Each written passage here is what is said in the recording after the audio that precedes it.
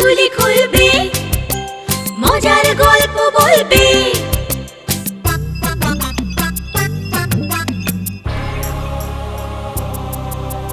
গা ছমছম কি হয় কি হয়, কখনো মজার কখনো বা ভয়। গা ছমছম কি হয় কি হয়, কখনো মজার কখনো বা ভয়। পশু পাখি রাজা রানী ভূত পেতনি, চোখের সামনে সব হাঁটবে চলবে, কথা বলবে, ঠাকুমা ঝুলি খুলবে, মজার গল্প বলবে। ঠাকুমা ঝুলি খুলবে, মজার গল্প বলবে।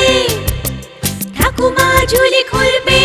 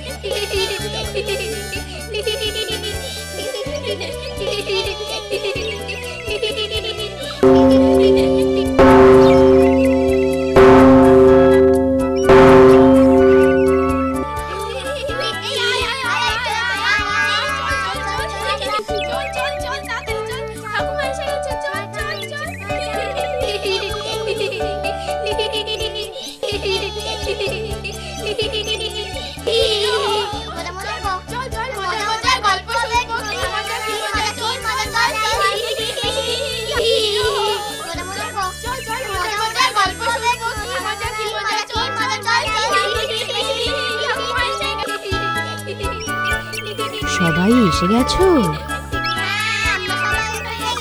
এবার তাহলে চুপ করে বসো, আমি আমার ঝুলি থেকে গল্প বার করি। শোনো। এক গ্রামে এক দরিদ্র ব্রাহ্মণ আর ব্রাহ্মণী বাস করত। একদিন সেই ব্রাহ্মণ ভিক্ষে করে বাড়ি ফেরে। কি গো, আজ কিছু ভিক্ষে পেলে? একটু আতপ চাল, একবেলার অন্ন জুটেছে। আজ রাতে আবার উপবাস করতে হবে। এইভাবে তো আর চলে না। ভগবান কি আমাদের দিকে মুখ তুলে চাইবেন না? তা ভগবানই জানেন।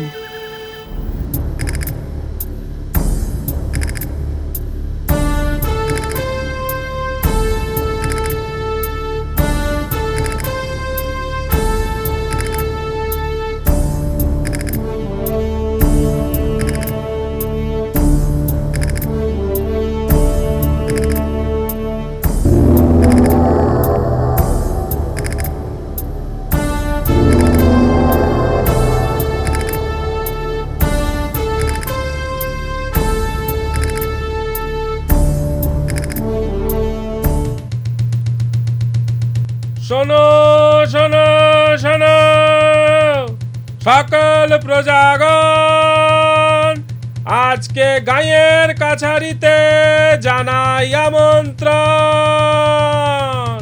যার যেমন আরজি, নালিশ কি আবদার, সবার কথা শুনবেন আজ মহান জমিদার। ওগো, শুনলে? মনে হয় ভগবানের দয়া হয়েছে। দেরি না করে যাও না জমিদারের সভায়। আমাদের দুঃখের কথা শুনলে উনি নিশ্চয়ই কিছু বিহিত করবেন। বলছো যখন যাই, তবে মনে হয় না এই পোড়া কপালে ভালো কিছু হবে।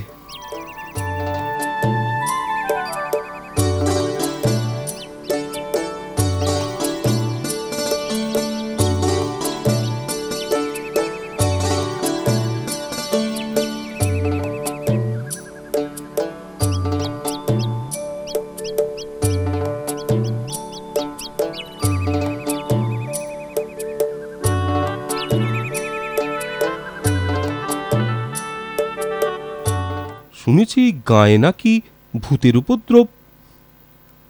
আগে হ্যাঁ হুজুর, গাঁয়ের উত্তর দিকে একটা বড় অসত্য গাছ আছে, সেই গাছেই ভূতেদের বাসা। তাই নাকি? বেশ বেশ। নায়েব, দিনের বেলায় ভয় নেই তো? তা এখন মানে দিনের বেলায় ভূতেদের দেখা পাবো?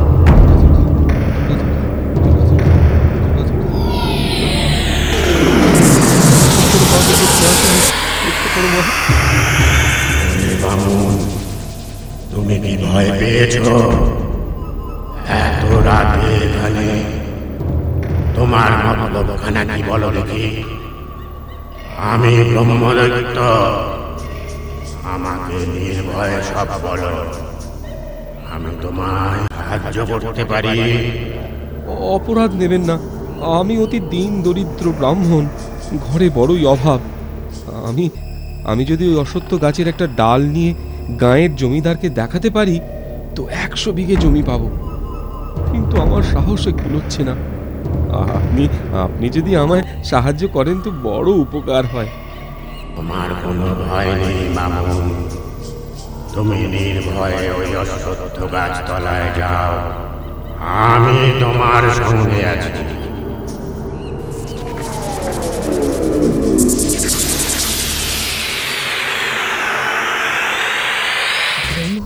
তোর কথায় সাহস পেয়ে ব্রাহ্মণ অশ্বত্থ গাছতলায় গিয়ে একটা ছোট ডাল কাটার জন্য যে এমনি দায়ের কোপ লাগিয়েছে অমনি হুড় মুড় দূর দাঁড় করে সামনে এসে দাঁড়ায়। সেই শব্দ শুনে আর তাদের দেখে ভয়ে ব্রাহ্মণের প্রাণ শুকিয়ে গেল। ভূতেরা তাকে মেরে ফেলে আর এমন সময়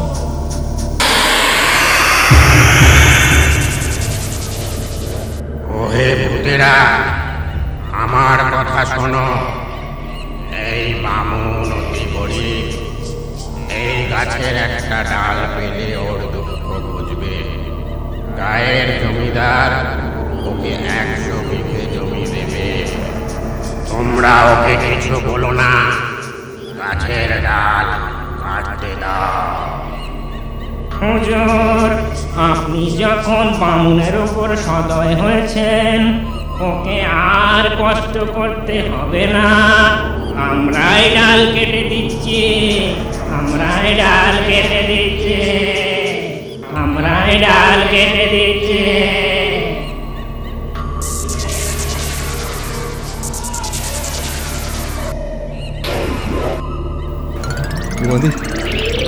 তোমাদের উপকার আমি চিরকাল স্মরণে রাখবো।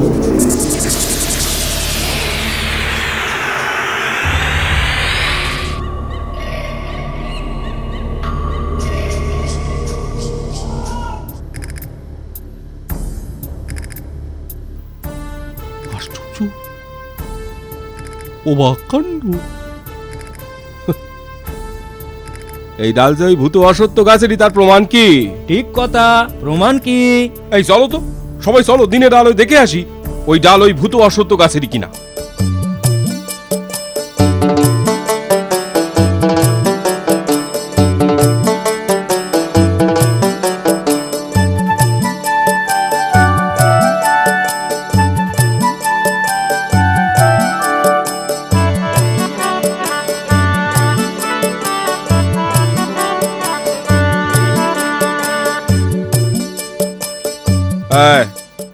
এই যাও দেখো তো ওই কাটা ডালে এই ডাল মেলে কিনা। যাও যাও, ওঠো, গাছের ওপর ওঠো, যাও।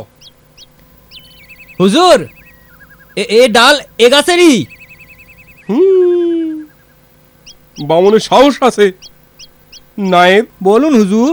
100 বিঘে জমি বামুনকে এক্ষুনি দেওয়ার ব্যবস্থা করো, এক্ষুনি করো। যথা আজ্ঞা হুজুর। মহানুভব জমিদার মহাশয়ের জয় হোক। জয় হোক, জয় হোক, জয় হোক, জয় হোক। দেখো বামুন, তোমার জমির সীমা বুঝে নাও। ওই দূরে ওই তাল গাছের সারি দেখা যাচ্ছে, সেখান থেকে এই অবধি জমির মালিক আজ থেকে তুমি। হ্যাঁ, এত এত জমির মালিক আমি? বিশ্বাসই হচ্ছে না।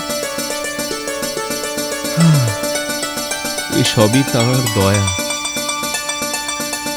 ধানগুলো পেকেছে বলো? সেটাই তো চিন্তার। 2-1 দিনের মধ্যে না কাটলে সব ধান নষ্ট হয়ে যাবে। 100 বিঘে জমির ধান মজুর লাগিয়ে কাটাবো, সে পয়সা কোথায়? তবে উপায়? উপায় একটা আছে।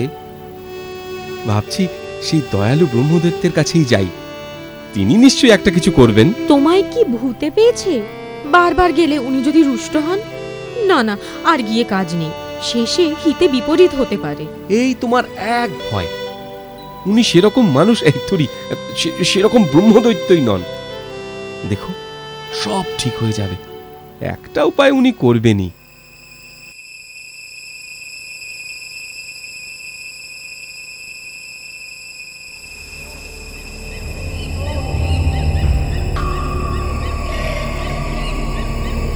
প্রভু, প্রভু আপনি কোথায়? দয়া করে দেখা দিন প্রভু, প্রভু। কি হে বামুন, আবার এসেছো কেন? কি প্রয়োজন? প্রভু, প্রভু, জমিদার বাবু 100 বিঘে জমি তো দিয়েছেন, কিন্তু সে জমির পাকা ধান 2-1 দিনের মধ্যে না কাটলে সব ফসল নষ্ট হয়ে যাবে। আমার তো পয়সা কড়ি নেই কাজে মজুর খাটাবো, তাই আপনার কাছে এলাম। আপনি আপনি দয়া করে এর একটা উপায় করে দিন। আচ্ছা, এ নিয়ে ভেবো না। তুমি 100 খানা কাস্তে কাল সন্ধ্যায় এই বকুল গাছ তলায় রেখে যেও। সকালে দেখবে তোমার বাড়িতে ধান গোলাবন্দি হয়ে রয়েছে। যথা আজ্ঞা প্রভু। শোনো ব্রাহ্মণী, উপায় তো হয়েছে, তবে 100 খানা কাস্তে পড়শিদের কাছ থেকে জোগাড় করতে হবে। কিন্তু ওরা দেবে কেন? এক রাতের জন্য কাস্তে দেবে, বিনিময়ে 1 বস্তা ধান পাবে।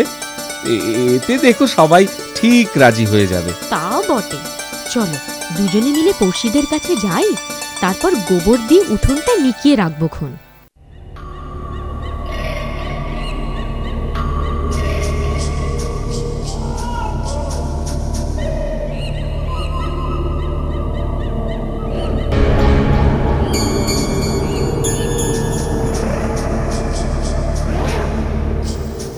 ওহে ভূতেরা, ওই দেখো 100 খানা কাস্তে। আজ রাতে তোমরা সেই ব্রাহ্মণের 100 বিঘে জমির ধান কেটে ঝেড়ে তার বাড়িতে গোলাবন্দি করে দিয়ে এসো। শোনো, কোনো কাজ যেন বাকি না থাকে। যে আগে যে আগে